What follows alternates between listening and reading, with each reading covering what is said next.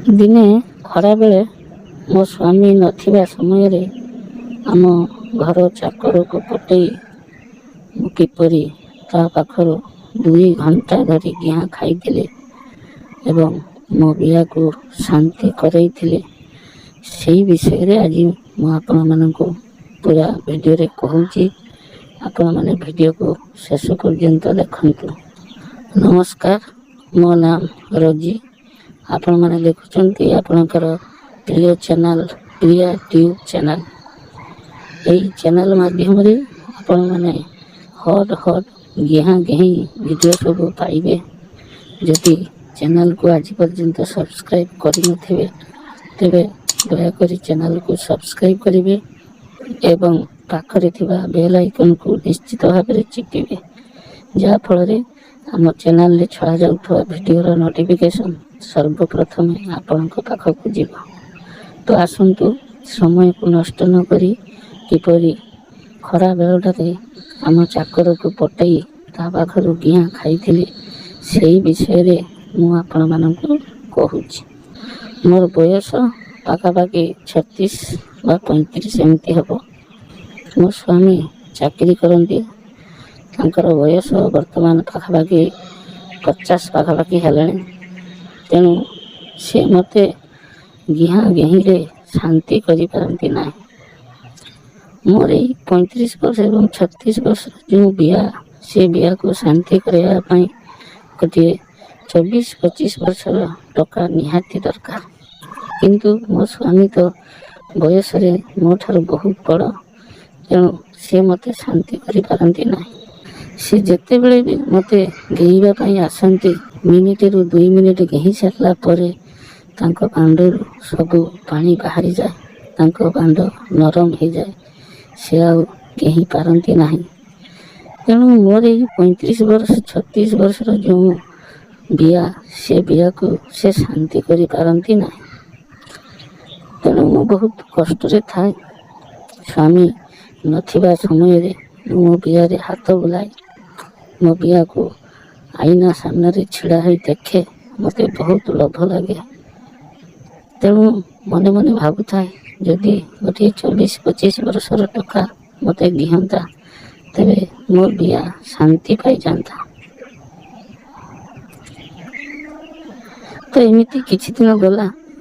ଥରେ ମୋ ଚାକର, ତା କଥା ମୋ ମନକୁ ଆସିଲା। ଚାକରଟି ଦେଖିବାକୁ ସୁନ୍ଦର, ଗରିବ ପିଲା, କିନ୍ତୁ ଦେଖିବାକୁ ସୁନ୍ଦର, ବଳିଷ୍ଠ ଚେହେରା। ତାର ବି ବୟସ ଏଇ 20-25 ମଧ୍ୟରେ ହେବ। ତେଣୁ ତାକୁ ପଟେଇ ଗିହାଁ ଖାଇଲେ ମୋତେ ଆରାମ ଲାଗିବ, ଏଇ କଥା ମୋ ମନକୁ ଆସିଲା। ଏବଂ ରାତିରେ ମଧ୍ୟ ଶୋଇଥିବା ସମୟରେ ମୁଁ ସେଇ ଚାକର କଥା ଭାବେ ଯେ କିପରି ତା ପାଖରୁ ଗିଆଁ ଖାଇବି। ଏମିତି ଥରେ ସୁଯୋଗ ମୋତେ ମିଳିଲା। ଥରେ ଚାକର କାମ କରୁଥିବା ସମୟରେ ସେ ଯେଉଁ ଛୋଟ ଗାମୁଛାଟି ପିନ୍ଧିଥିଲା, ସେ ଗାମୁଛା ଭିତରୁ ତା ଲମ୍ବା ବାଣ୍ଡକୁ ମୁଁ ଦେଖିଦେଇଥିଲି। କଷି ବାଣ୍ଡ, ପୁରା ଲମ୍ବା ହେଇଛି, ପାଖାପାଖି 5-6 ଇଞ୍ଚ, ସରୁ। ତ ମୁଁ ଭାବିଲି ଯେ ଏଇ ବାଣ୍ଡ ହିଁ ମୋ ପାଇଁ ଉପଯୁକ୍ତ ହେବ। ତେଣୁ ସୁଯୋଗ ଖୋଜୁଥାଏ। ଥରେ ମୋ ସ୍ୱାମୀ ଅଫିସକୁ ଚାଲିଗଲା ପରେ ମୁଁ କହି ରଖୁଛି, ମୋ ସ୍ୱାମୀ ପାଖାପାଖି ଦିନ 9ଟା ବେଳୁ ଅଫିସକୁ ଚାଲିଯାଆନ୍ତି ଏବଂ ଆସିବା ପାଇଁ ତାଙ୍କୁ ପାଖାପାଖି ସନ୍ଧ୍ୟା ହେଇଥାଏ। ତେଣୁ ଏଇ 9ଟାରୁ ସନ୍ଧ୍ୟା ପର୍ଯ୍ୟନ୍ତ ମୁଁ ଏକୁଟିଆ ଘରେ ରୁହେ ଏବଂ ଚାକରଟି ସବୁ କାମଦାମ କରେ। ଥରେ କ'ଣ ହେଇଛି ନା, ମୋ ଚାକର ଖାଇସାରି ଖରାବେଳଟାରେ ତା ରୁମ୍ରେ ଶୋଇଥିଲା। ମୁଁ ସାହସ କରି ତା ରୁମ୍ ଭିତରକୁ ପଶିଗଲି। ସେ କହିଲା, ମାଲିକାଣୀ କ'ଣ ହେଲା କି? ହଠାତ୍ ମୋ ରୁମ୍କୁ ଆସିଲେ। ମୁଁ କହିଲି, ତୋ ସହିତ ଗୋଟେ କଥା ଅଛି। ସେ ଡରିଗଲା। ସେ ଭାବିଲା ବୋଧହୁଏ ସେ କିଛି ଭୁଲ କରିଦେଇଛି। ତେଣୁ ମୁଁ ତାକୁ ଗାଳିବା ପାଇଁ ତା ରୁମ୍କୁ ଯାଇଛି। ତେଣୁ ତା ଡରିବା ଚେହେରା ଦେଖି ମୁଁ ତାକୁ କହିଲି, ଆରେ ତୁ ଡରନି, ମୁଁ ତୋତେ ଆଜି ଗୋଟେ ଭଲ କଥା କହିବି ଏବଂ ଗୋଟିଏ ଭଲ ଅଫର୍ ଦେବି। ସେ କହିଲା କ'ଣ କୁହନ୍ତୁ ମାଲିକାଣୀ। ମୁଁ କହିଲି ନେ ଏଇ 500 ଟଙ୍କା ରଖ। ସେ ମୋତେ ଅବାକ ହେଇ ଚାହିଁଲା, କହିଲା କାହିଁକି ମୋତେ ପଇସା ଦେଉଛନ୍ତି? ମୁଁ କହିଲି ତୁ ଆଗେ ପଇସା ଟିକେ ଧର, ତାପରେ ମୁଁ କହିବି ତୋତେ କ'ଣ କରିବା ପାଇଁ ପଡ଼ିବ। ସେ ଖୁସିରେ ପଇସାଟିକୁ ଧରିନେଲା। ତାପରେ ମୋ ମୁହଁକୁ ଚାହିଁ ରହିଲା। କହିଲା ମୋତେ କ'ଣ କରିବା ପାଇଁ ହେବ କୁହ। ମୁଁ କହିଲି ଦେଖ ଆଜି ତୋତେ ଗୋଟେ ବଡ଼ କାମ କରିବାକୁ ମୁଁ ଦେବି, ତୁ ପାରିବୁ ତ? ସେ କହିଲା ମୁଁ ଯେତେବେଳେ 500 ଟଙ୍କା ପାଇଛି ଆପଣ ଯାହା ମୋତେ କରିବା ପାଇଁ କହିବେ ମୁଁ କହିବି। ମୁଁ କହିଲି ଦେଖ ତୁ ନିଶ୍ଚିତ କରିବୁ ତ? ସେ କହିଲା ମାଲିକାଣୀ ଆପଣ କୁହନ୍ତୁ, ମୁଁ ଆପଣ ଯାହା କହିବେ ମୁଁ ସେୟା କରିବି। ମୁଁ ଯାଇ ତା ପାଖରେ ବସି ପଡ଼ିଲି ଏବଂ ତାକୁ କୁଣ୍ଢେଇ ଧରିଲି। ତାକୁ କହିଲି ଯେ ତୁ ମୋତେ ଆଜି ମନ ଶାନ୍ତି କରିଦେ। ସେ ପୁରା ଆଶ୍ଚର୍ଯ୍ୟ ହେଇଗଲା। କହିଲା ମାଲିକାଣୀ ଏସବୁ କ'ଣ କଥା? ଯଦି ମାଲିକ ଏ କଥା ଜାଣିବେ ତେବେ ମୋ ଚାକିରି ଚାଲିଯିବ। ମୁଁ କହିଲି ଦେଖ ତୁ ମୋତେ କଥା ଦେଇଛୁ, ମୁଁ ଯାହା କହିବି ତୁ ସେୟା କରିବୁ ଏବଂ ସେଥିପାଇଁ ତୁ ମୋ ପାଖରୁ 500 ଟଙ୍କା ମଧ୍ୟ ନେଇଛୁ।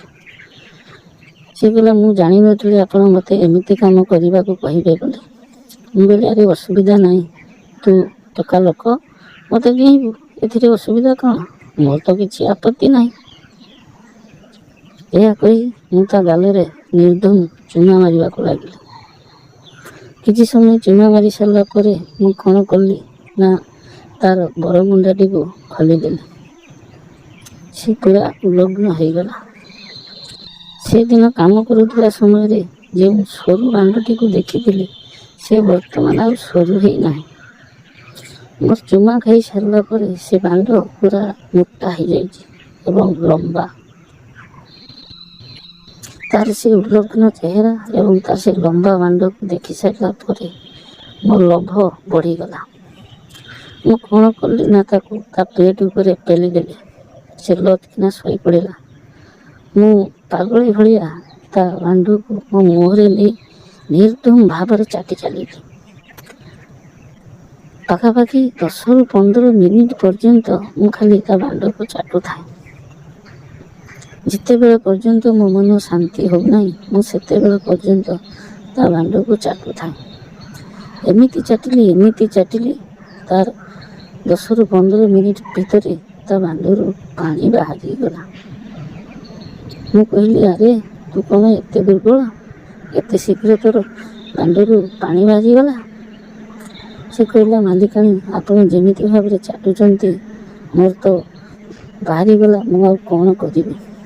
ମୁଁ କହିଲି ହଉ ଠିକ୍ ଅଛି, ତୁ ଗୋଟେ କାମ କର, ଏଥର ମୋ ଦିଆକୁ ଚାଟ।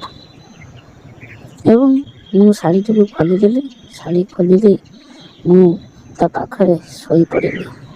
ସେ ଉଠି ପଡ଼ିଲା ଏବଂ ମୋ ଦିଆକୁ ଚାଟିବାକୁ ଆରମ୍ଭ କଲା।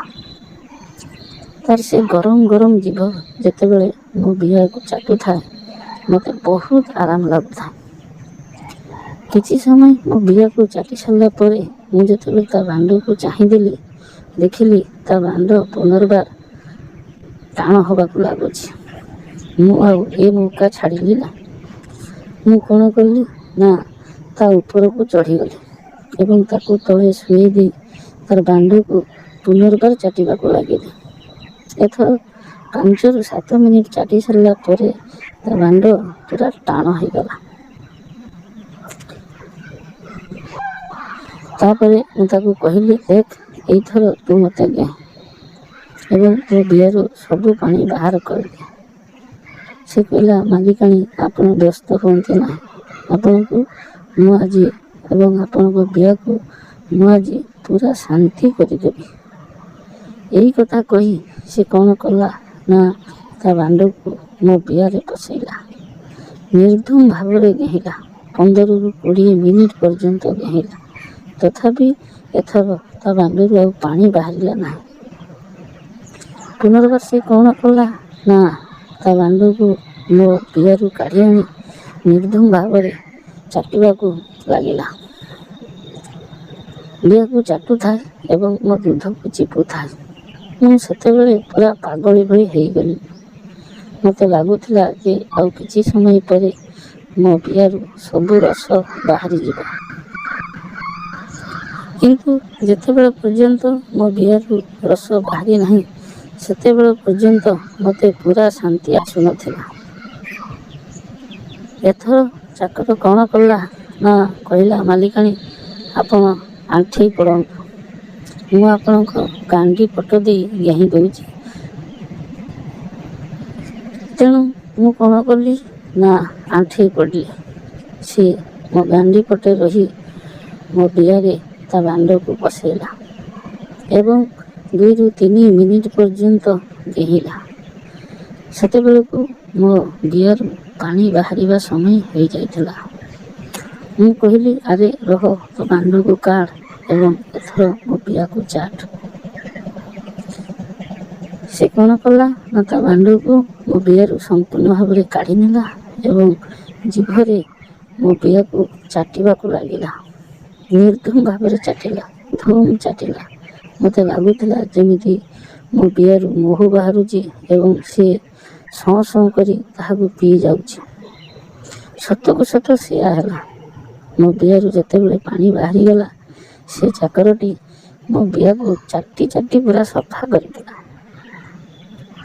ସେଇଦିନ ଠାରୁ ମୁଁ ପ୍ରତ୍ୟେକ ଦିନ ତା ପାଖରୁ ଘେଁ ଖାଏ ଏବଂ ସେ ଚାକର ମୋତେ ଏତେ ଶାନ୍ତି ଦେଇଛି ଯେ ମୋ ସ୍ୱାମୀ ମଧ୍ୟ ମୋତେ ଏତେ ଶାନ୍ତି ଦେଇନାହାନ୍ତି।